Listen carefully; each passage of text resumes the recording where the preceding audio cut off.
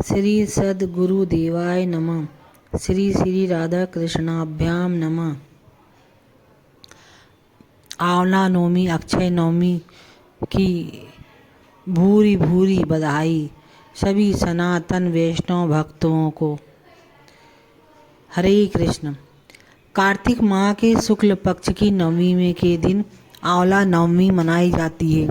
इसे अक्षय नवमी भी कहा जाता है क्योंकि इस दिन किया गया कोई भी शुभ कार्य अक्षय फल देने वाला होता है, अर्थात उसके शुभ फल में कभी कमी नहीं होती।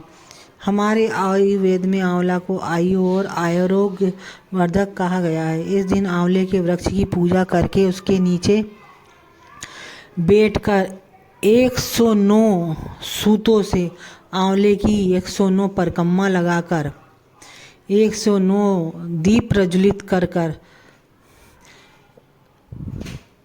संपूर्ण कुटुंब परिवार भक्तों के साथ वैष्णव के साथ आरती पूजन करने के प्रसाद भोजन लक्ष्मी नारायण को प्रसाद लगाकर सबको वितरित किया जाता है। आंवला नवमी के दिन फल का सेवन किए जाते हैं। आइए जानते हैं आंवला से जुड़ी बातें, इस दिन किए जाने वाले आंवला नवमी का महत्व। आंवला नवमी का महत्व इसी बात से समझा जा सकता है क्योंकि इसी दिन द्वापर युग का प्रारंभ हुआ था जिसमें भगवान श्री कृष्ण ने जन्म लिया था। आंवला नवमी के दिन ही भगवान श्री कृष्ण ने वृंदावन गोकुल की गलियां छोड़कर मथुरा प्रस्थान किया था। संतान और पारिवारिक सुखों की प्राप्ति के लिए रखा जाता है व्रत। इस दिन उन्होंने अपनी बाल लीलाओं का त्याग करके कर्तव्य पथ के पहला कदम रखा। इसी दिन से वृंदावन की परिक्रमा भी प्रारंभ होती है। आंवला नवमी का व्रत संतान और पारिवारिक सुखों की प्राप्ति के लिए किया जाता है। ये व्रत पति पत्नी साथ में रखें तो उन्हें इसका दुगना फल प्राप्त होता है। आंवला नवमी के दिन स्नान आदि करके आंवला के समीप जाएं। उसके आसपास सफाई करके आंवला वृक्ष की जड़ में शुद्ध जल अर्पित करें। फिर जड़ में कच्चा दूध डालें। पूजन सामग्रियों से वृक्ष की पूजा करें और उसके तने पर कच्चा सूत या मूली की परिक्रमा करते हुए 109 बार लपेटकर आरती करें और अपनी सुख समृद्धि की कामना के लिए वृक्ष के नीचे बैठकर परिवार मित्रों सहित भोजन करें। आंवला को वेद पुराणों में अत्यंत उपयोगी और पूजनीय कहा जाता है। आंवला का संबंध कनक धारा स्रोत से भी है। एक कथा के अनुसार एक बार जगतगुरु आदि शंकराचार्य भिक्षा मांगने कुटिया के सामने गए। वहाँ एक बूढ़ी औरत रहती थी जो अत्यंत गरीब और दयनीय स्थिति में थी। शंकराचार्य की आवाज़ सुनकर वह बूढ़ी औरत बाहर आई। उसके हाथ में एक सूखा आंवला था। वह बोली, महात्मन, मेरे पास इस सूखे आंवले के सिवाय कुछ नहीं है जो आपको भिक्षा में दे सकूं।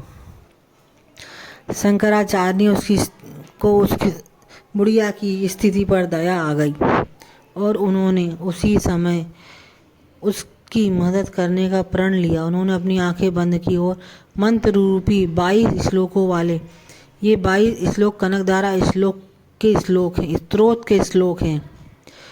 माँ लक्ष्मी ने दिव्य दर्शन दिए। इससे प्रसन्न होकर माँ लक्ष्मी उन्हें दिव्य दर्शन दिए और कहा कि शंकराचार्य, इस औरत ने अपने पूर्व जन्म में कोई भी वस्तु दान नहीं की। यह अत्यंत कंजूस थी और मजबूरी बस कभी किसी को देना ही पड़ जाए तो वो बुरे मन से दान करती थी।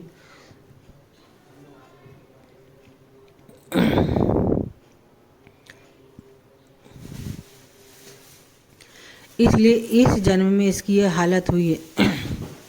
यह अपने कर्मों का फल भोग रही है, इसलिए मैं इसकी कोई सहायता नहीं कर सकती। शंकराचार्य ने देवी लक्ष्मी की बात सुनकर कहा, हे महालक्ष्मी, इसे पूर्व जन्म में अवश्य दान धर्म नहीं किया। लेकिन इस जन्म में इसने पूर्ण श्रद्धा से मुझे ये सूखा आंवला भेंट किया है। इसके घर में कुछ नहीं होते हुए भी इसने यह मुझे सौंप दिया। इस समय इसके पास यही सबसे बड़ी पूंजी है। क्या इतना भेंट करना पर्याप्त नहीं है? शंकराचार्य की इस बात से देवी लक्ष्मी प्रसन्न हुई और उसी समय उन्होंने गरीब महिला की कुटिया में स्वर्ण आंवले की वर्षा कर दी। बोलो श्री लक्ष्मी मैया की जय। आदि शंकराचार्य महाप्रभु की जय। कृपालु आचार्य शंकराचार्य की जय। भक्तों के हित हेतु पृथ्वी पर श्री शंकर भगवान ने ही शंकराचार्य का रूप धरकर अवतरण लिया। कनकधारा स्तोत्र को नमस्कार। लक्ष्मी नारायण को कोटि कोटि वंदन। अक्षय नवमी तिथि की बहुत बहुत शुभकामनाएं। हरे राम हरे राम।